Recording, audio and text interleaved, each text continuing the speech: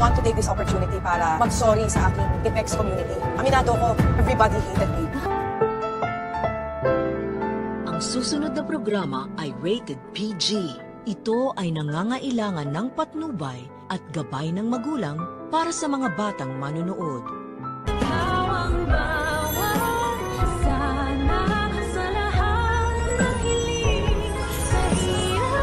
Ako, I believe, merong expiration date ang goody two-shoes face ni Moira. Marami pa rin talaga ang hindi naniniwala at nagdududa dito sa tuluyang pagbabago ni Moira. Kaya naman tila tadhana na rin ang gumagawa ng paraan upang subukin at patunayan kung totoo ba talagang wala nang balak pang bumalik pa sa kasamaan nitong si Moira. Bibigyan nga siya ng pagkakataon ni Warden na makapagsalita sa ibabaw ng entablado upang bigyan siya ng pagkakataong sabihin ang nilalaman ng kanyang puso sa harap ng mga inmate at ng mga taga-Apex. Pilit pinipigilan nga ni Moira ang kanyang emosyon habang nakikita niya nakasama ng kanyang asawa itong si Lynette na pinapanood siya habang siya'y nagsasalita. Pero sa kabila nito'y mapipigilan ni Moira ang kanyang galit bagkos ay hihingi pa siya ng tawad sa lahat ng kanyang Apex community. Aminado si Moira na during her time in Apex at kahit yung mga panahong wala na siya doon ay everybody hated her. Kaya naman pinagsisisihan niya na daw lahat ng kanyang masamang ugali at ipapangako nga niya na hindi na siya babalik sa kanyang dating gawi. Halo-halo naman ang opinyon at reaksyon ng mga nakikinig ng mga taga-Apex. Lalong-lalo na itong si Dr. Ray na malapit na nga daw siya makumbinsin ni Moira. Pero naniniwala naman itong si Giselle at igigiit niya